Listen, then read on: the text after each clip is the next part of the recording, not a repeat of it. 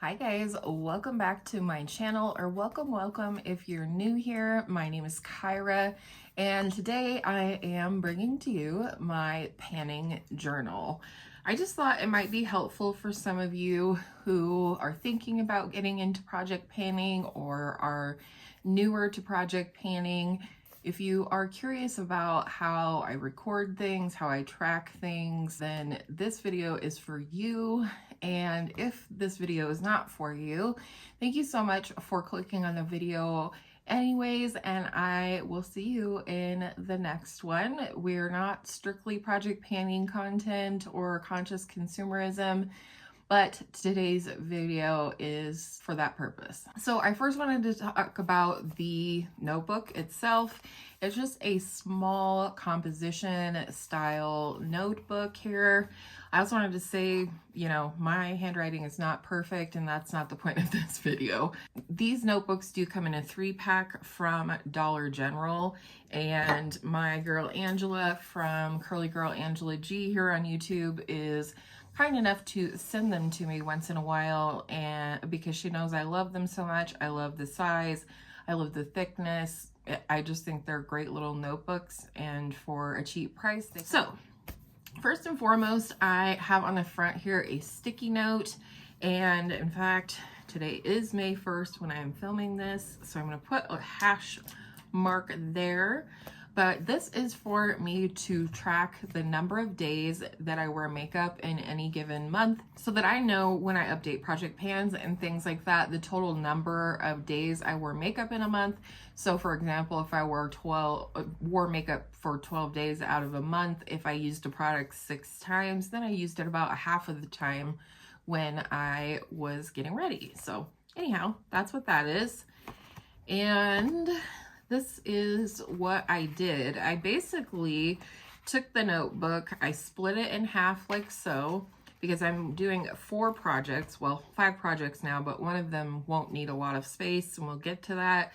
But I took the 4 projects I'm in, and then I split each half into half again, and that's it. And that's how I have it done. And then in terms of my little homemade tabs here, I just used the little tiny strips of Post-it notes and then kind of taped them on the first page, just so it's easy to find which project that I need to mark when I'm doing my marking for my project pans. So this is my 2024 rolling project pan. And basically this is just a project with myself. It's rolling, and I always put at the top when I update each project, just in case I have a brain fart and I forget. So for this project, I kind of picked 1 or 2 products out of each category, and all I did was write them down and then write my goal, whether it was to finish or hit pan or something like that. All of the products in this project, I do either intend on finishing or hitting pan or something like that, based on what my individual goals for each category is. So for example, for primers here, these are both sample primers that I'd like to move out of my collection, so I have the goal to finish them.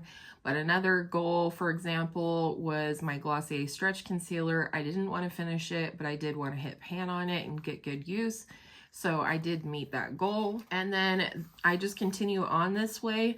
When I do meet my goal, I do put a great big red check mark, and then I do write down in red the day that I met the goal, or, here was hit pan.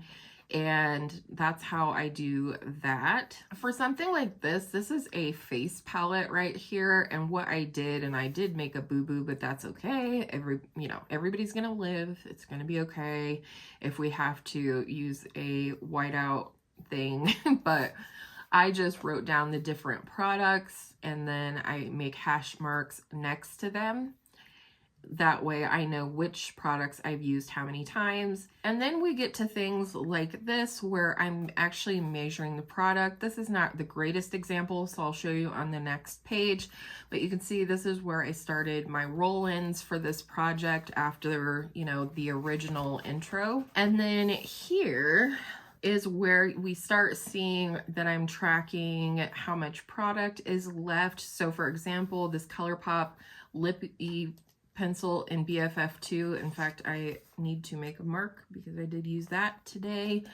I take the product and I put it here at the edge of the paper, and then I make my line, but I also mark where the packaging ends. Like, I don't think the product goes all the way down to the bottom of the white, but that is how it is. Hopefully you can see what I'm talking about. Maybe that's better for you to see, but you can see I've X'd out that we know there's not product there.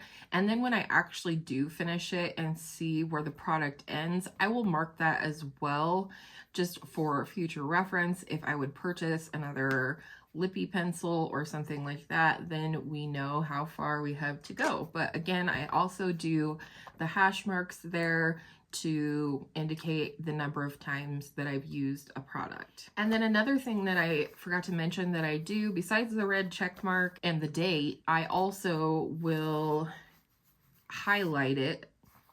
And the orange highlights means I met the goal. The pink highlights, which I don't think there's any in this project, but you'll see the pink highlights means that I rolled the product out without meeting goal. So that's another thing. That way, when I'm looking, let's say at this first page or another page like this where I have multiple things highlighted, I know I don't even need to look at those when I go through to put my marks, and it's easier for me to kind of zoom in or zone in on the ones that I still am working on. So that is my 2024 project pan. I am rolling things in as I see fit. I rolled this gloss in the other day because I did finish my gloss that I was working on. So very straightforward there. This is my deck of panning section as notated by DOP. I also have up here if it is created by somebody specifically, so I don't forget to mention that in my updates, allegedly. And again, when it updates, here you can see that I actually notated that these were the products that were in my introduction. There's one on the other side of the page as well. But here you can see I had done a red X and a pink highlight. I noted that I rolled it out on the 12th of April, and then I also noted that I decluttered it.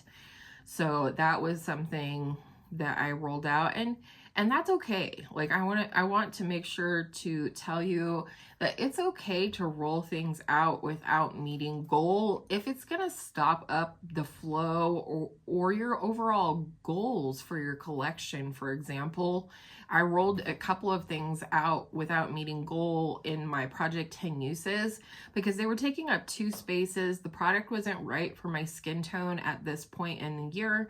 And so I rolled them out because I want to touch and get use on as many products as I can in a given year. And I can't do that if there's products that are sitting in projects for 3, 4, and more months. So there you go, my little rant. I do sometimes put a weight in here for a product. You know, I don't always do that. It depends on the product. In the future, I might do more of that. I used to do that with a lot of my project pans. So here again, you can see I finished that product. I didn't finish this product. I do write down the card that I got. Not that it matters because the game board does shuffle every month, but I just like to know that, I guess.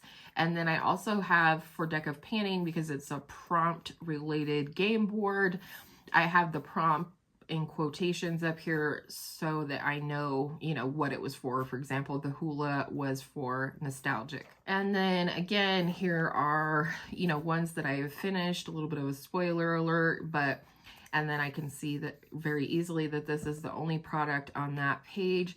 I also notate with this one, and because I started late, I didn't start this one until the end of February or sometime in February, I think.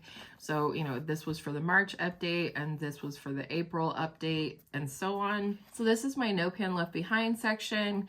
And one thing that's a little different here is that I do pick a color of pen for different months. So March was blue. You can see where my blue marks are. And it's important to note that I do it because I want to know when I used what, basically. And so in this one, you can see that I had both March blue as well as April was pink. May is green.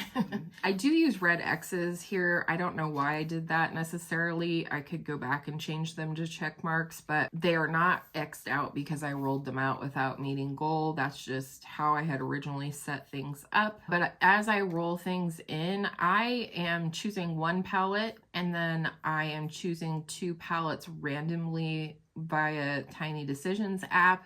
So when one of the random ones rolls out, I roll a new one in randomly, and then when I use up or complete my palette that I picked, then I can pick another palette, which doesn't really matter for the panning journal, but it's worth knowing. Also in this project, I have been allowing single eyeshadows to roll in. So that's what you're seeing here.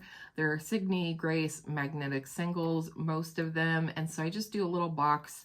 I do the name of the shadow. I put in the date that I rolled it in, and then the date that I used it, because I'm using each of them once or more if I want to, but I'm using them once and then rolling them out. And then I will highlight it to indicate that those are done.